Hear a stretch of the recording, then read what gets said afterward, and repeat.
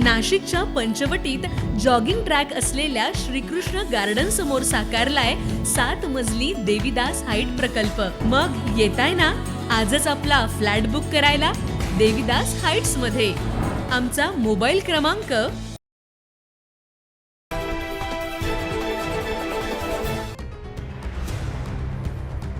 वंचित बहुजन आघाडीचे नेते सुजात आंबेडकर हे कार्यकर्ता मेळाव्यासाठी सध्या नाशिक दौऱ्यावर आलेत। आज त्यांनी पत्रकार परिषद घेत विविध महत्त्वाच्या विषयांवर भाष्य केलं। यावेळी त्यांनी नीट पेपरफुटी प्रकरण, TCS धर्मांतर प्रकरण तसंच राज्यातील कायदा आणि सुव्यवस्थेच्या मुद्द्यांवर सरकारवर निशाणा साधलाय। TCS धर्मांतर प्रकरणात भाजपशी संबंधित काही लोकांनी माहिती पुरवल्यानंतरच पोलिसांनी कारवाई केल्याचा आरोपही त्यांनी केला। तसेच तपास प्रक्रियेवर प्रश्नचिन्ह उपस्थित करत निष्पक्ष चौकशीची मागणी केली। दरम्यान हिंदू अशोक खरात प्रकरणातही आणखी काही जणांचा सहभाग असण्याची शक्यता नाकारता येत नसल्याचं त्यांनी सांगितलंय।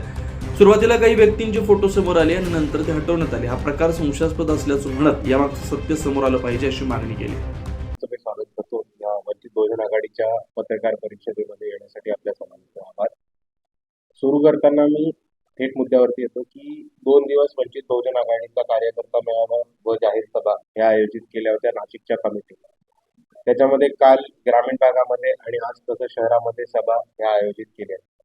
आणि मुद्द्यावरती येऊन बोलायचं झालं तर सध्या आपण जर बघितलं तर नाशिकमधून 3 मोठे प्रकरण हे समोर आले आणि त्याला असं आपण बघतो की आपल्या शहराला, आपल्या जिल्ह्याला एक काळबोट लावण्याचं काम मोठ्या प्रकारात आहे।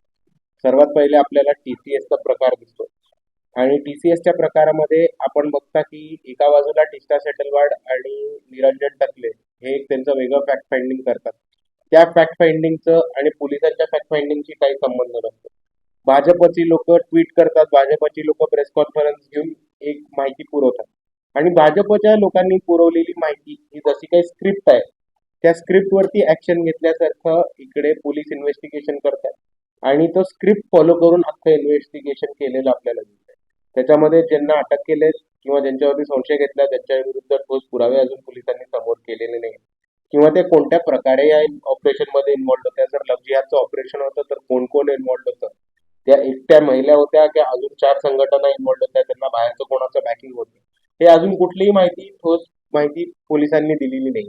फक्त एक नॅरेटिव्ह उभं करून हिंदू मुस्लिम उभं करणं हेच भाजपला साध्य करायचं होतं आणि त्याच्यामध्ये आपल्याला दिसतं की पोलिसांनी पूर्णपणे हातभार दिलेला दिसतो।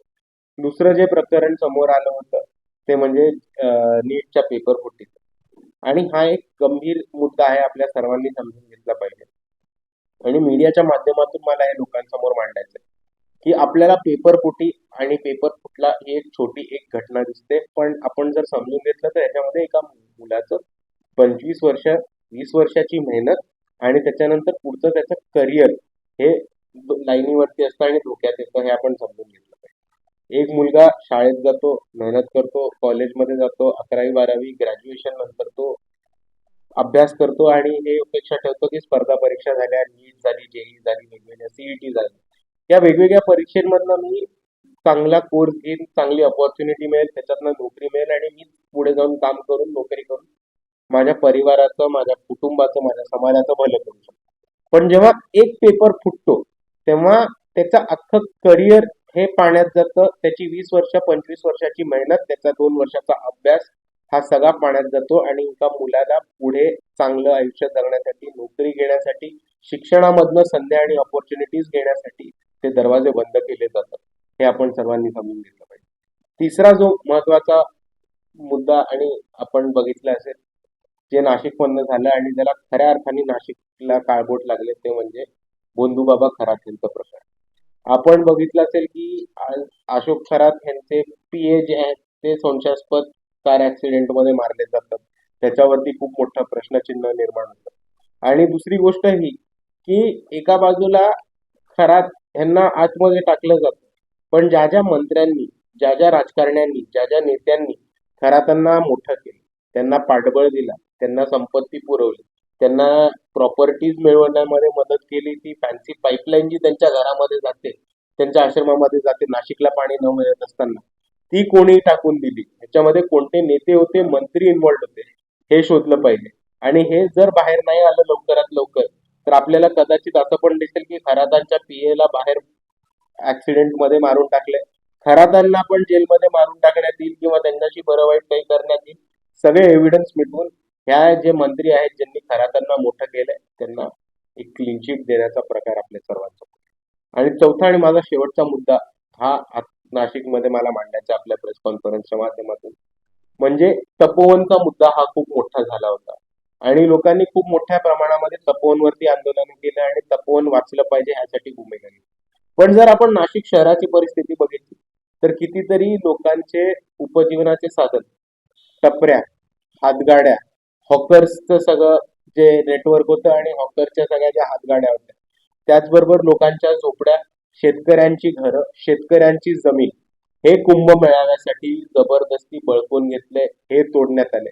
कितीतरी लोकांची आर्थिक नुकसान झाले, त्यांच्या मालमत्तेचं नुकसान झालंय आणि त्याचबरोबर त्यांचं उपजीवनाचं साधन होतं ते तोडून टाकण्यात आले. शेतकऱ्यांकडनं त्यांची शेतजमीन घेतली आणि जर कोणी आंदोलन केलं तर त्यांना मोठ्या प्रमाणात मारामारी करून किंवा अरेरावी करून पोलिसांकडनं 3rd डिग्री टॉर्चर सुद्धा देण्यात आलं. ह्याचे व्हिडिओ सुद्धा प्रसिद्ध झालेत, आपण सर्वांनी बघितले. तर मला सरळ सरळ एक प्रश्न विचारायचा आहे की तपोवनसाठी आपण आवाज उठवला, पण ह्या लोकांसाठी, गोरगरिबांसाठी, शेतकऱ्यांसाठी आणि ज्या लोकांचं पोट त्यांच्या हातावरती चालतं, ज्यांचे धंदे उठले गेले, त्यांच्यासाठी आपण आवाज कधी उचलणार आहोत? हा पहिला मुद्दा. आणि दुसरी गोष्ट की अख्खं नाशिक शहर, रस्ते जे खणून ठेवलेले आहेत कुंभमेळाव्यासाठी, ते इकडच्या कॉन्ट्रॅक्टरांना आणि त्यांना कॉन्ट्रॅक्ट देणाऱ्या नेत्यांना आमचा प्रश्न आहे की तुम्ही गॅरंटी देता का की कुंभमेळाव्याच्या आत हे सगळं काम पूर्ण होईल?